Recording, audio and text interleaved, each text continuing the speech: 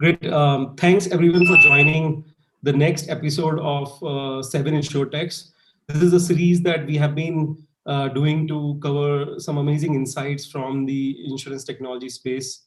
And today I'm very happy to have Val Yap from Singapore. She's the founder and CEO of PolicyPal. Um, so I have been following PolicyPal since they founded in 2016 with the mission to make life insurance fair, transparent, and affordable to individuals and families. It has evolved into becoming a digital management platform that provides personalized financial review and action plan. Something pretty amazing was that PolicyPal was the first to graduate from the Singapore MAS FinTech Sandbox and became a MAS licensed insurance broker and exempt financial advisor as well. Very happy to have you, Val. She's a Forbes 30 under 30 and the founder and CEO of PolicyPal. Thank you, Amit. Hi, everyone. I'm Val. So very honored to join everyone here today. So PolicyPal was started 4 years ago as an insurance policy management platform with the mission to actually give access to everyone out there who actually need to understand what they have already gotten in terms of their current insurance, identify the coverage gap. So over a period of time, we're very fortunate that we got the support from Singapore regulator MAS to test out our solution in the FinTech Sandbox. And from there, we graduated with our insurance broker license with SMFA. It means that we offer both life and non-life insurance products on our platform. So we've grown over the years to serve now over 1,000 of members in Singapore. So we have also done some partnerships with insurers outside of Singapore on a B2B approach. Early this year, very thankful with the conversation together with AMTD for the past few years. We've come together, and now we're part of AMTD family, where they have acquired controlling stake of PolicyPal. So very exciting times, more development that we can do in this InsurTech space. Right. And well, it was great. I don't know if you remember or not, but we met the first time in Hong Kong at one of the conferences. Yeah. And I still remember, you guys were a young company, and today being acquired by a large company in this space, it's such a great journey, right? So we would like to know more about it. I also have with me Rahul Mathur, who is my co-host and a big InsurTech influencer. He's spending a lot of time in India these days, but is really, is based out of London. So maybe I can start with my first question. I have been looking at the Southeast Asia market, which has been evolving in various aspects, right? I wanted to know what are the InsurTech opportunities in Southeast Asia, and maybe, we can divide into two parts. One is before COVID, and after COVID, what are the opportunities that you see? Thank you. So I think Southeast Asia is a very big topic, right? Everyone talk about like emerging flow and also business opportunity. But a lot of times, Southeast Asia cannot be compared to Europe, US, because US itself is a huge market, though every state you need to get a new license, while Europe-wise, there are opportunities where you can passport your license. But in Southeast Asia, it's not about just getting a license, it's about different language, culture, understanding of insurance products, as well as the different type of needs. So if we just talk about Vietnam and Indonesia, both are huge emerging countries that they have very young population that actually will go online, where InsurTech will have big opportunity. However, these two countries have different needs as well, where Vietnam is hugely populated with a lot of scooters, driver, while in Indonesia, they have very different culture. So, but what is common here is that before COVID, a lot of people still depend very much on the friends and family who are selling insurance products to them, and then a different level of understanding depending on the country that they are from. So if we do talk about just Singapore itself,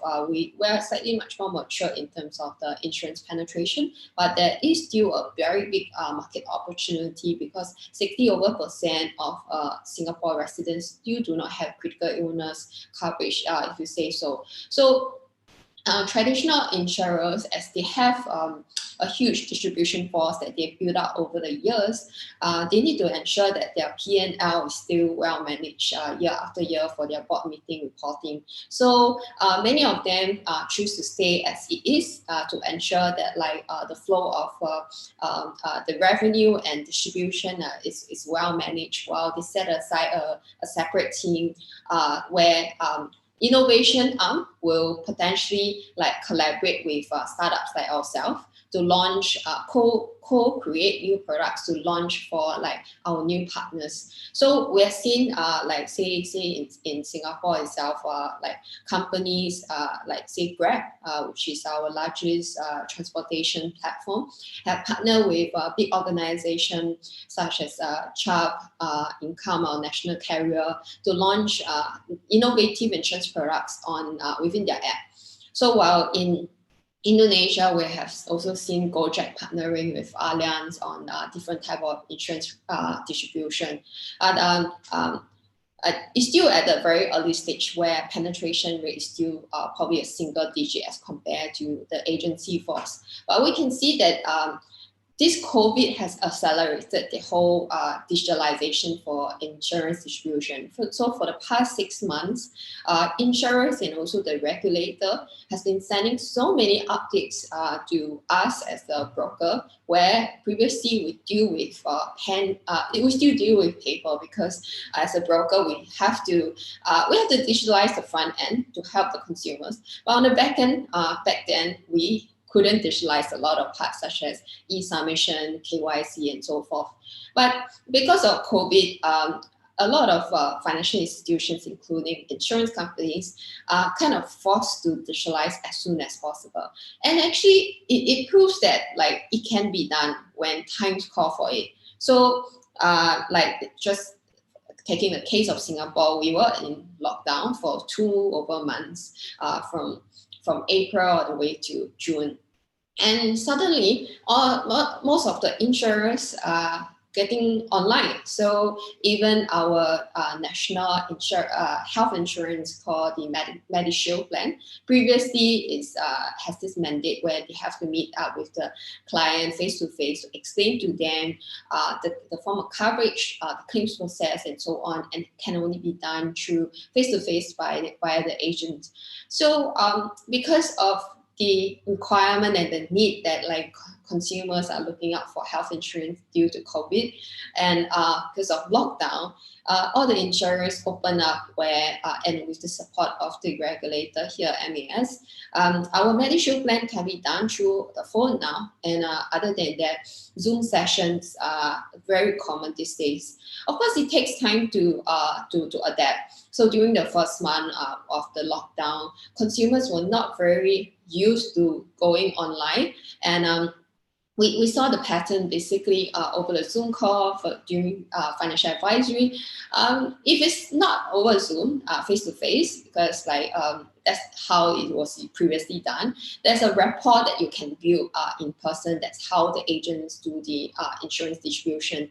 But over the Zoom call, many of them felt shy to actually turn on the video, which the agent have to adapt very quickly on how do they build this kind of rapport when you cannot even see the client over the Zoom and see their form of reaction, what's their needs profile. So over a period, you can see that consumers started to open up, and 1 month, 2 month, 3, and of course at PolicyPal's end, we have a hybrid distribution approach. So we have digital insurance products that consumers can transact directly, and we've seen a growth of 11x in terms of premium compared to last year, which is significant. But for our hybrid approach, I have to admit that during the first month of the lockdown, we saw a hit because consumers are still going online and trying to find out product, but they you're not used to like having no face-to-face reassurance, especially when they're transacting a large amount, like 4 or 5 digit in terms of insurance premiums in Singapore. So it also means that about USD amount, right? So it means that like the level of comfort wasn't there, but like we can see over a period, because it became a new normal, and people know that like the importance of the financial planning and the insurance coverage because of COVID situation. And post-COVID means that actually now we're still in COVID, like post-lockdown. People are starting to be much more open, and either they actually go through the whole session instead of 3-4 meetings with agents previously, because you need to get a coffee, you need to know the person, and so forth. We leverage on the data that we have aggregated over the years at PolicyPal. So data in what sense that like from policy management of the customers to their family, we actually also incentivize our consumers on the platform to give us more of the, say, the data in exchange for some rewards. What kind of data we talk about?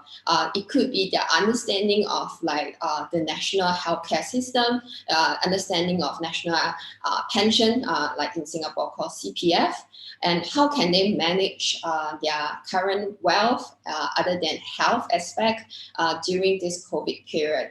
On top of that, giving them assurance of like retrenchment, as is a worldwide thing where there are a lot of restructuring of companies. So it's more of like looking at all this, where we aggregate the data and actually help our hybrid distribution very much. So we see that actually, back to your question, is that for InsurTech wise, right, with COVID, to say that it actually opened up way more opportunity for like technology companies like us, be it B2C, where we are at PolicyPal, where we actually can accelerate the front end distribution, and then with the support of the back end of e-submission that the insurers and regulators are opening up.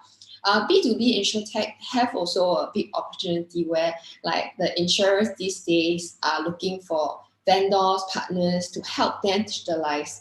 And we can see that like in the Southeast Asia, a lot of new tech companies are now looking at integrating financial services, including insurance, into their whole customer journey. So it's actually a very big opportunity for companies and InsurTech to even look into Southeast Asia during this period.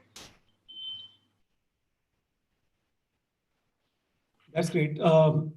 So the tailwinds of digital sales, during COVID-19 seems to be having great effects on InsurTech, in many countries, and as you explained, in Singapore and Southeast Asia. But do you think that we are hearing this on this show on 7 InsurTechs, talking to some of the other people in other countries, that due to the rising number of claims, due to COVID, there's some sort of reluctance from the insurance carriers to push life and health insurance. So are you seeing any sort of signs of that currently? In general, COVID have like impacted many businesses industry. So not only on health and life, because if let's say that's the case, then what do we talk about for business interruption insurance? Because that's actually a very big impact to countries with that actually have a lot of small medium businesses that are driving the economy.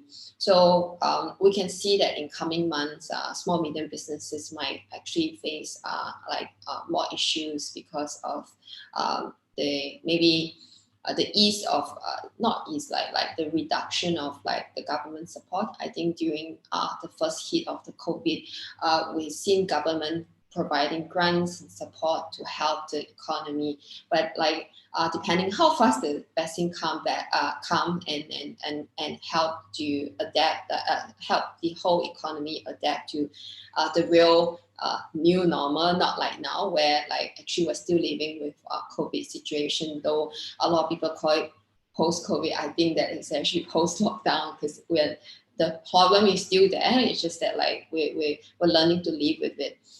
So back to your question of health and life, I don't think that like currently we don't see like a reluctance of like actually selling more of the health and life, but partly also because insurers are also regulated by the local authorities. So the local authorities also want to ensure that like the citizens, such as in Singapore, can have access to the form of healthcare support and also life insurance planning. And we do hear feedback from the reinsurers though, that like they are trying to reduce the amount of risk for certain countries, given that they have looked into the COVID cases that are happening and the claims that are potentially coming on.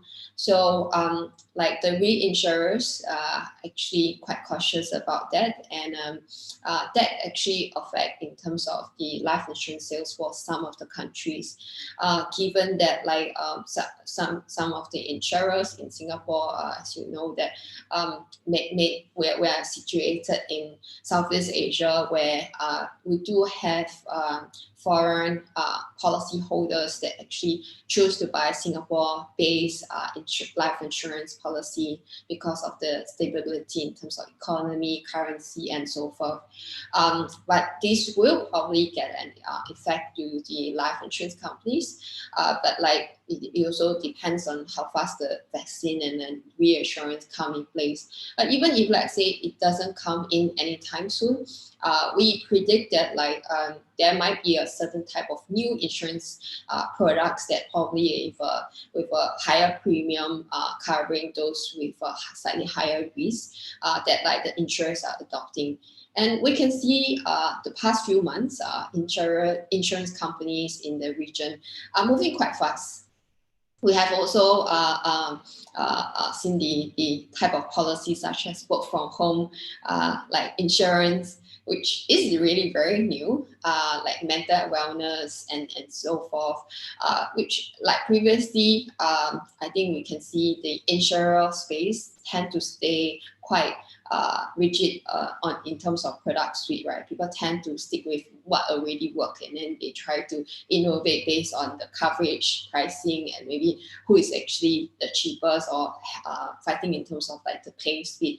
Right now, the insurance companies are quite open, looking at actually a wider range of untapped market where they can actually capture during this, like you can call it a pandemic, yeah. Rahul, over to you. Yeah, absolutely. I think it's very fascinating to hear from Val about the fact that reinsurers are perhaps the ones a bit fearful about COVID-19 because they're picking out the tail risks from the carriers.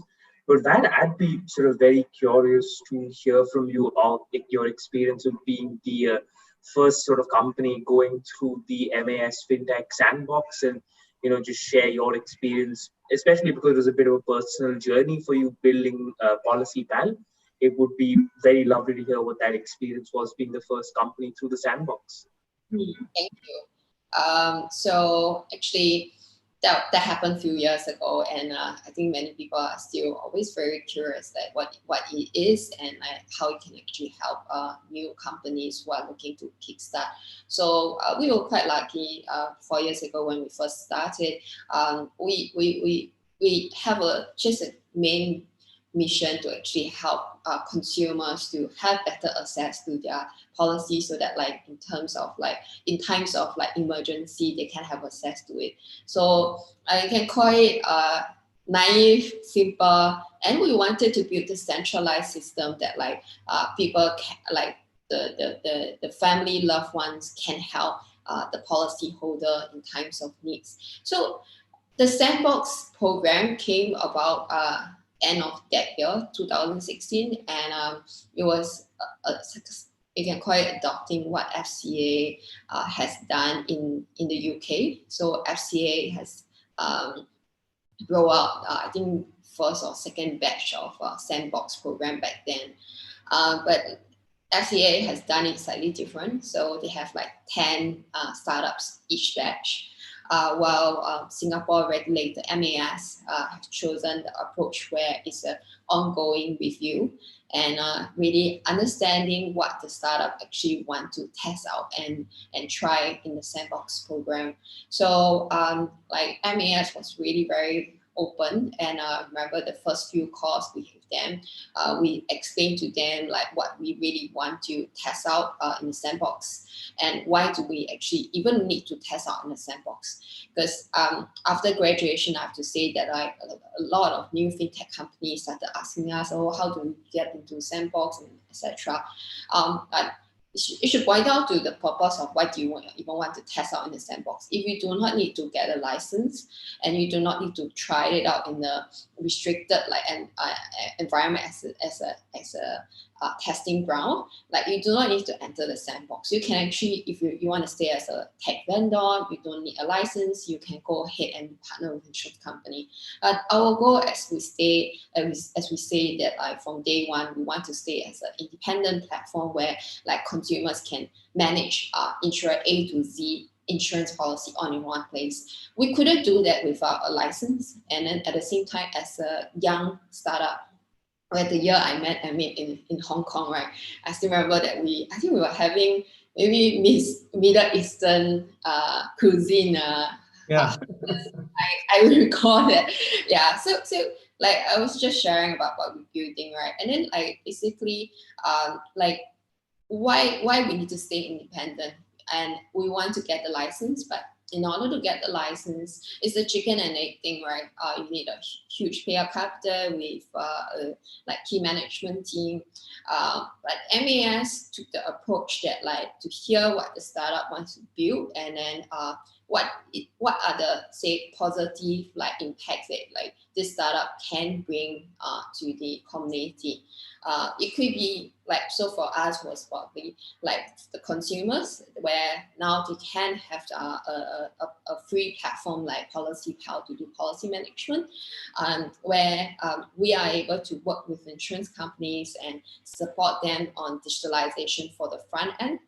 Back then was still very much on the front end. And then now it's like digitalizing the whole end-to-end process.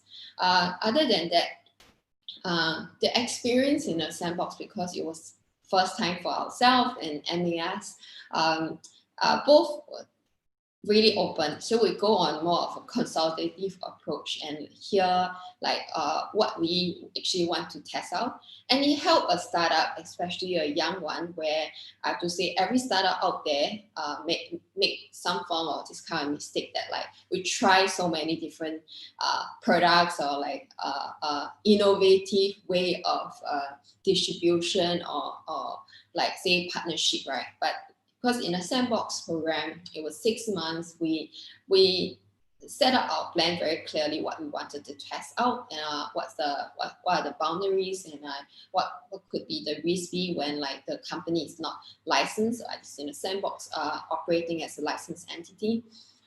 So this gives us a taste of like how it is to run a licensed entity as a financial institution, and then give us also the time to build up the management team. And it was a very fruitful learning experience to like propel us to where we are today. On top of that, let us actually build a working relationship with the regulator, and then moving forward, whenever we actually launch a new product and we need to engage with the MAS or other regulators, we understand what it takes, and then what are the key initiative that we actually need to bring it up to them ahead of time. So well, a quick question on that. So I remember that first time you met, you explained about that PolicyPal had one feature where you were looking at it as an insurance wallet of sorts, where whether you had policies which were digital or even physical, those policies you could all bring through OCR, etc., to a central place and manage them and sort of set reminders so that you remember to pay the premiums. And I'm sure, as you were saying, right, a lot of features and a lot of things you have tried over the period of time. I wanted to know, and this will actually help a lot of new InsurTech entrepreneurs as well, that Was it a hit or a miss, that insurance wallet concept? And after that, a lot of features that you have brought, which ones are the biggest hits in your mind, like, from a PolicyPal perspective? Thanks for remembering our very first feature. So we started off with that where like a consumer can actually take a photo, and we build out our OCR AI technology to scan and map it to the backend database of like what is accelerated illness, it actually means critical illness, how much you're covered for. We map it up so that like they can consolidate all their policies, get a coverage, get overview, and then learn about like what are the other products available in the market to fill the gap. Other than that, it's actually policy premium payment, where these days many of the insurers still send snail mail, or maybe email alert that like it could be in your junk mail to remind you to pay for your annual premium. So we basically build out all these features to actually solve that problem. So I have to say that like we didn't come to that stage from day one. The day one dream was actually we wanted to have decentralized system that like API, open API to pull it from various insurance companies. But however, that couldn't happen because insurers all have PDPA where they want to protect their own customers. So like we, as a young startup, we basically learned on the go, really. We thought that this could work when something that we found that as a blocking point. We try various ways. So for us, basically, is to build up the database and have our own technology to solve that problem. And then, so starting as a wallet itself, it helped us to build up the database. And we saw a few other companies also went on to build like something similar as a wallet. But I have to say that because insurance itself, there's so much to offer. A wallet is just a start. So today we our platform has evolved to have quite a lot of different feature. Maybe you can call it a super app for insurance, where we have virtual savings insurance plan that like teaching consumers the concept of saving, and also playing it together with a friend. We call it money back. We have quizzes to help them to learn about like such as the pension fund and so on. On top of that, we have calculators where they can learn about like what they have in terms of the assets liability, and what's lacking when they actually need to plan for their kids' education. That's actually very common in a lot of insurance platforms. But then we integrate it not only just for a calculator, integrate it with the current insurance policy that they have managed on PolicyPal. So it's really connecting all the different dots together, where we build up the database. And then on top of that, we believe in like the whole end-to-end service. As a technology company, everyone say that like we should focus on tech, but at the end of the day, it's actually how the technology can support in terms of helping consumers to find out their insurance needs. Why would they even want to find out about their insurance needs? That's actually the first one. The next thing is that like helping them to learn about what's missing in their gap. So we have built up like life stage like checklists where everyone at different life stages. What kind of protection gap and wealth management that they should be looking at. So it has evolved, and of course we have also tested out various features that a couple of them didn't work out very well. So I can say that like we tried chatbot in year 2017. I remember that like there was a big hit among a lot of InsurTech companies. AI chatbot, we included it, and then after that we remove partial of it. We still use certain part of the AI, and when it's supported with customer service team. Why? Mainly because AI chatbot, when you first roll out, sounds like a very sexy idea that like, oh, AI chatbots are going to replace insurance agent. But we kind of jump the gun by saying that like, hey, agents can be replaced so easily by like algorithms that are built in the chatbot. No, because trust takes time to build. Relationship with not only just the agent, with the company takes time to build. So that's what we have learned over a period of time. Technology is here to support like the value that you're providing to the customer, not just jumping the bandwagon of like, oh, which technology is the most hit one in the market now. Over to you, Rahul. Yes, I think that is that's very fascinating, right? To hear the evolution from policy wallet now moving towards like the end-to-end policy management.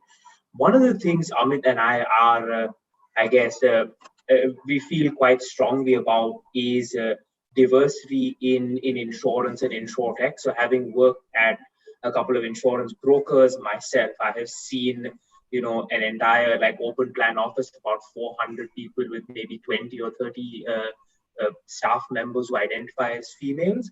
And I'd just be curious to, you know, hear from you what you think about diversity in InsurTech on the founder side, and maybe if you have any advice for female founders who are looking to break into insurance, you know, what were your sort of takeaways or suggestions for them? Thank you. So actually, based on stats, right, like total workforce in like Singapore is quite diverse. Like 40% are actually women, while the rest are male. But unfortunately, in the technology industry, women only take up about 20%, and there's still a rather common like social bias where technology companies should be led by a male founder or like a male leader.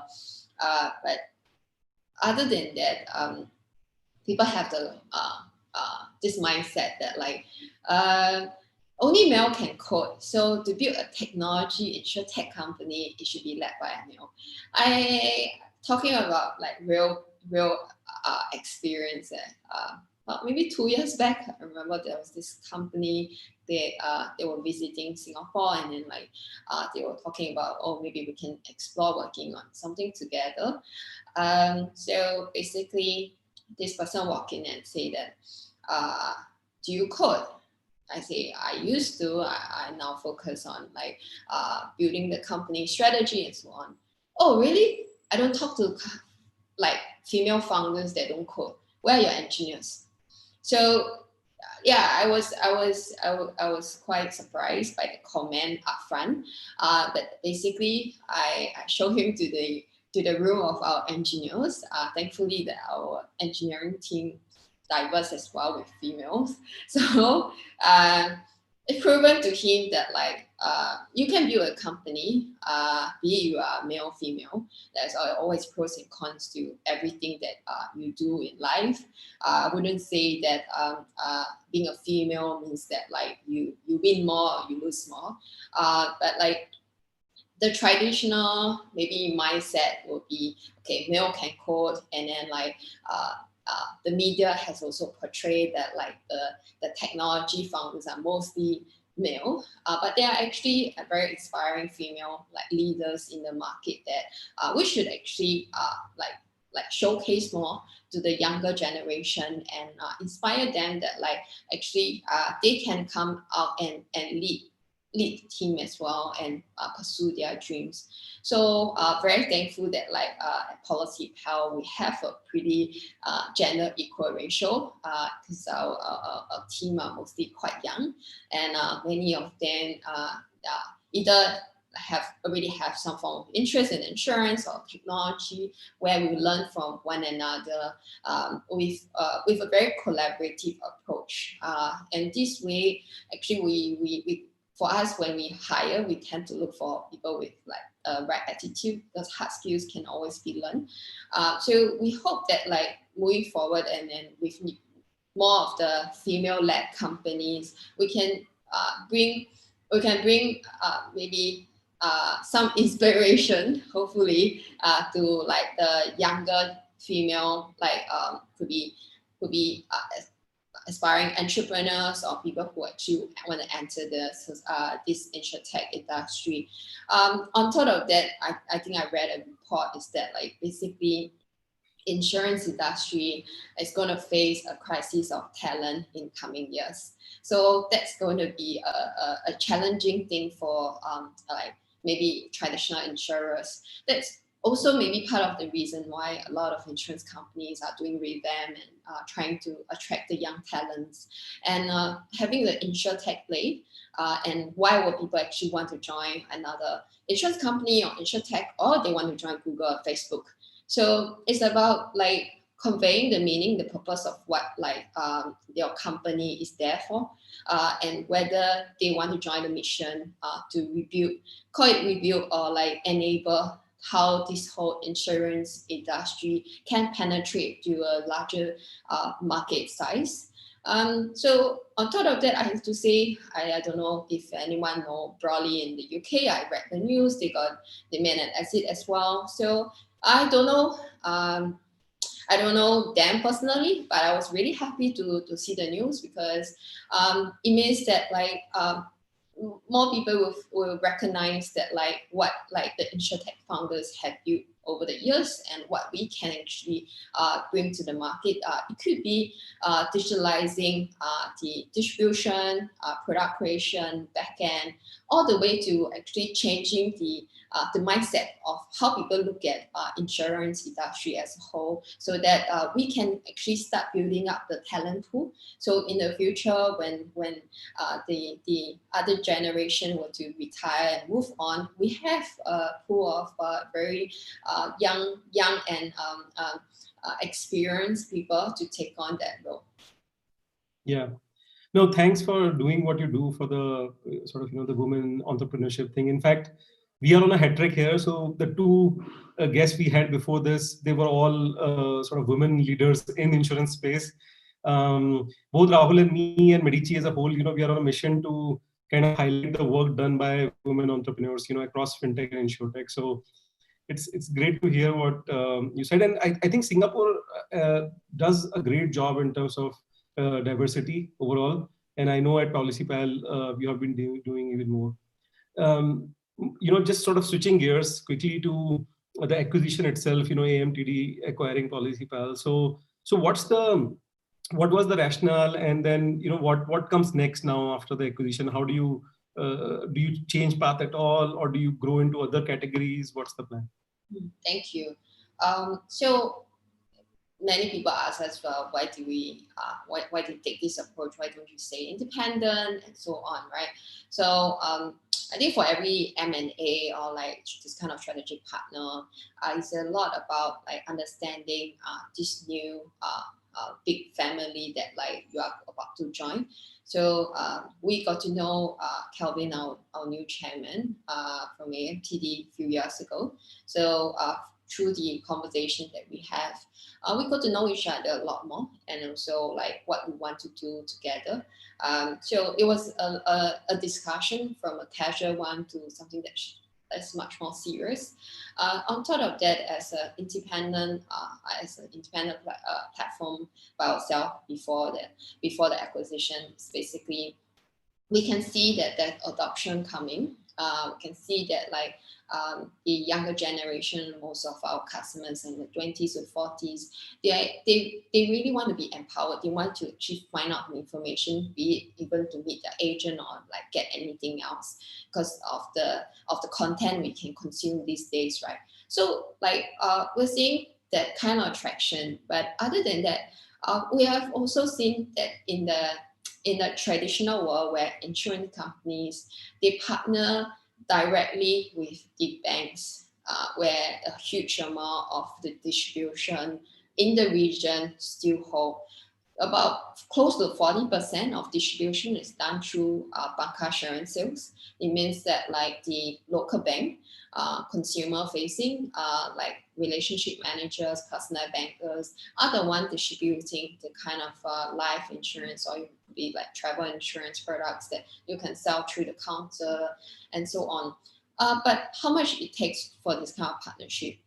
So in just to name like our largest bank, or maybe the number one that is used by most of the locals here, DBS. Manulife and DBS have about 1.5 billion of payout for this partnership. 1.5 billion. So how many startups out there can actually raise that amount to use it for a partnership directly with the bank. And the past few years, we can also notice the innovation that has already been done, especially in InsurTech scene in India, China specifically. So India has done so much, and I have to say that I think Southeast Asia might be actually behind India in terms of InsurTech, but China itself has done a lot as well. So from the digital banks that we have, all the way to embedding insurance products into wallets. So we see that actually with the discussion with AMTD, they have the digital bank in Hong Kong. They have a 20-year-old insurance brokerage that they work very closely with the key partners there. They have also applied for Singapore digital bank license that is in progress at the moment. There are a lot of opportunities that we can work together within AMTD family for the new digital bancassurance that actually would change the way how people will be buying the new type of insurance products. So we'll move on from just a distributor to actually an ecosystem player that we are able to drive the insurance vertical for AMTD and also AMTD's SpiderNet ecosystem partners. So this includes anything from lending platform, digital banks, the insurance brokerage that they have, the amount of other investments and portfolio companies that they hold in the region. So not just depending on that end, but also leveraging up that potentially doing, because of the volume, potentially doing more of the product creation. So then we are able to increase the kind of insurance products that can be transacted directly online. So we believe that in coming years, there will still be a hybrid approach where there are customers who still want to meet with agents, but probably they want to do it via a Zoom call. They want to do it with a level of support with the technology, getting rid of not just the paper, but also the whole process to understanding and really knowing what kind of insurance policy that they are paying for. Instead of just remembering, I bought it from this insurance agent. We hope that down the road, people can remember that which policy they bought from and also what is it for, when they can claim it. I think that's really important, that where it can change the mindset of how people view insurance, that oh, it's mandatory, it's I've been pushed to buy this particular product, to actually, I'm actually looking for it because it gives me a peace of mind and I feel that I'm well taken care of. So that is going to take a period of time, but of course with AMTD now, that is actually supporting us on this insurance vertical where we can do a lot more. We see that we can continue to build up the trust and relationship with our community. Great. So we have actually sort of extended the time contract, but Val, it's always great talking to you. I also know, thanks for taking out time. I also know that you had a very super busy schedule, especially after the acquisition, but you sort of took out time for coming to our show. Thank you so much for that. Also, for all the listeners, so this is being telecasted live to LinkedIn, Twitter, and YouTube. So there are a lot of people there who have been watching this show, and all the links will be sort of available for you to watch later on MEDICI's LinkedIn, Twitter, and YouTube channels. So please watch that. Thank you so much, Val, and thanks, Val. Thank you. Thank you. Bye-bye. Bye. Bye.